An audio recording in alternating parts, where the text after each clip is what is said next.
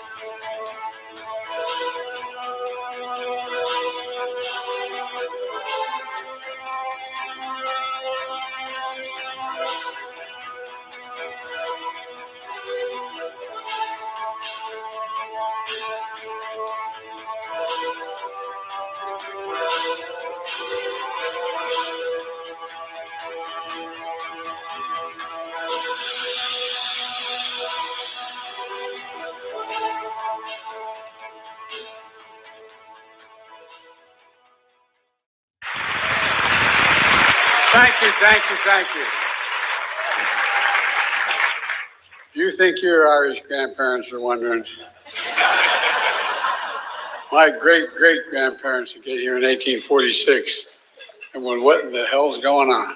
I want to thank you for the warm welcome. But please, not so loud. Donald was listening. Sleepy Don. I kind of like that. I may use that again. Kelly O'Donnell, President of the White House Correspondents Association, thank you for having me. But Kelly O, let's be honest, you're way too young to be president. It's been a year since I delivered this speech, and my wife Jill was with me tonight, was worried how I do. I told her, don't worry, just like riding a bike. She says, that's what I'm worried about. Of course, the 2024 election is in full swing. And yes, age is an issue. I'm a grown man running against a 6-year-old. Well, I feel great. I really feel great. I'm campaigning all over the country, Pennsylvania, Georgia, North Carolina. I've always done well in the original 13 colonies. And speaking of history, did you hear what Donald just said about the major Civil War battle? Quote, Gettysburg, wow.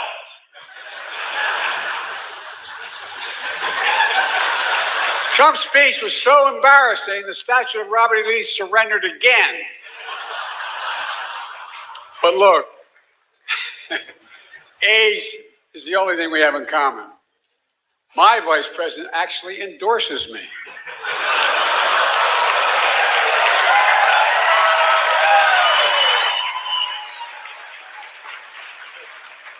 I had a great stretch since the State of the Union, but Donald has had a few tough days lately. You might call it stormy weather. What the hell? Trump's so desperate he started reading those Bibles he's selling. Then he got to the first commandment. You shall have no other gods before me. That's when he put it down and said, this book's not for me. Look, being here is a reminder that folks think what's going on in Congress is political theater. That's not true. If Congress were theater, they'd have thrown out Lauren Boebert a long time ago.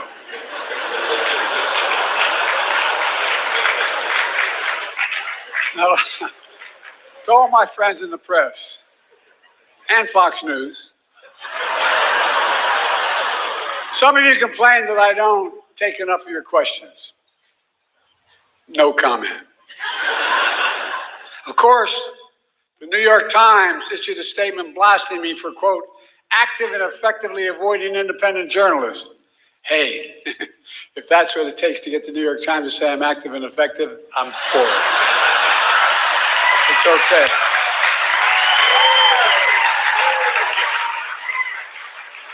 I have higher standards.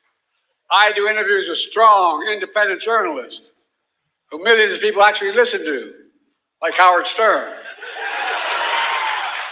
And I know you're looking around and saying, this guy's been doing this for 50 years. He's had his moment.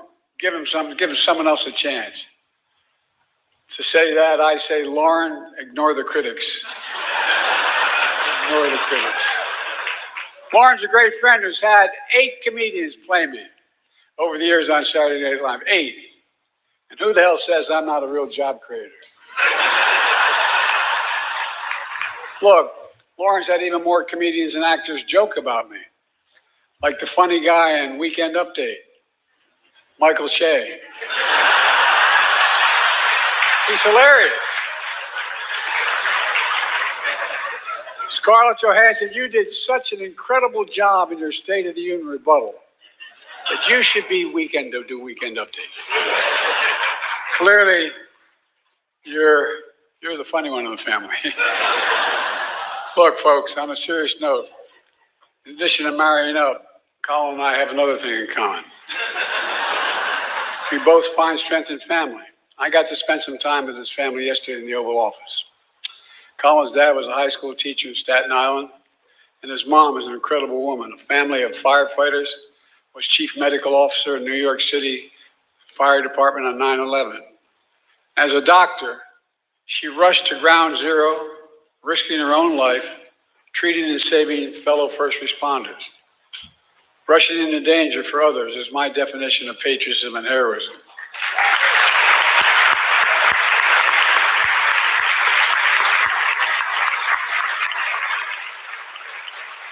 And so is what all of you do when you report truth over lies. That's why I want to close the night with my genuine thanks to the Free Press. There are some who call you the enemy of the people. That's wrong and it's dangerous. You literally risk your lives doing your job. You do. Covering everything from natural disasters to pandemics to wars and so much more. And some of your colleagues have given their lives. Many have suffered grievous injuries. Other reporters have lost their freedom. Journalism is clearly not a crime, not here, not there, not anywhere in the world.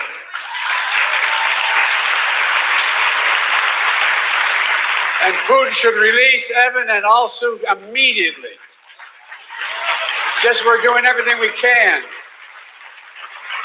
We're doing everything we can to bring home journalists, fellow journalists, Austin, and all Americans like Paul Whelan, who wrongfully detained all around the world. And I give him orders of Biden. We're not going to give up until we get them home. All of them. All of them.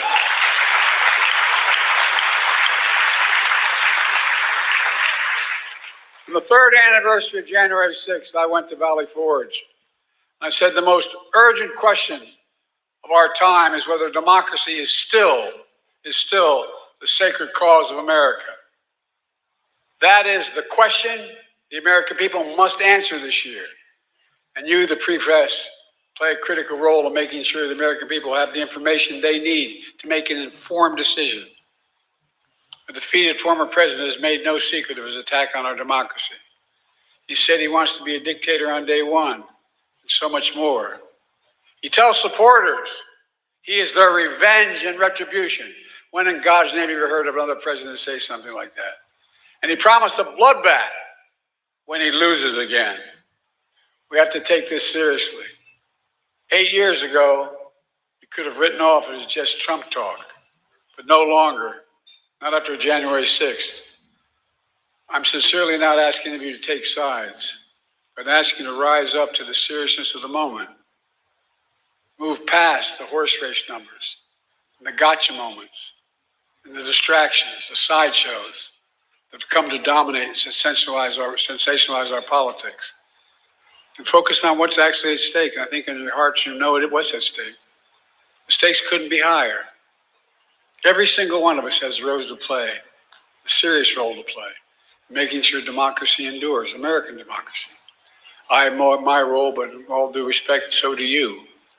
In the age of disinformation, credible information that people can trust is more important than ever. And that makes you, and I mean this from the bottom of my heart, makes you more important than ever. So tonight, I'd like to make a toast to a free press, to an informed citizenry, to an America where freedom and democracy endure. God bless America.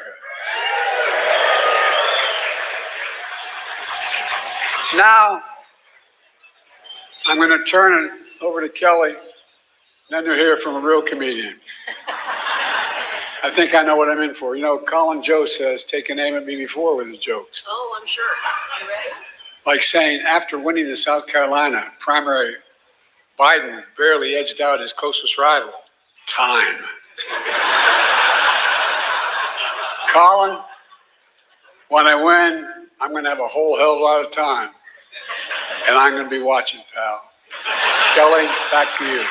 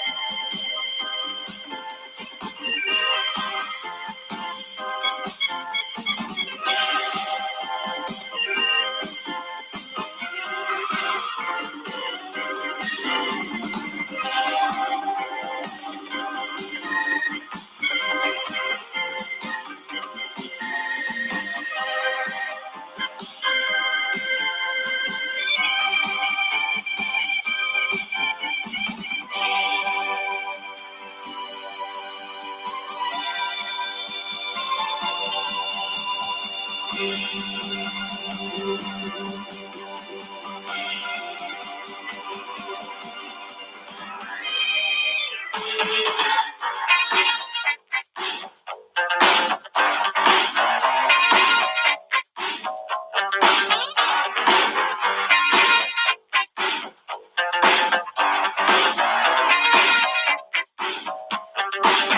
it just me staring in the mirror on the wall? All I can see is nothing more, nothing at all. And all I get is you know what I discovered. A void, an empty space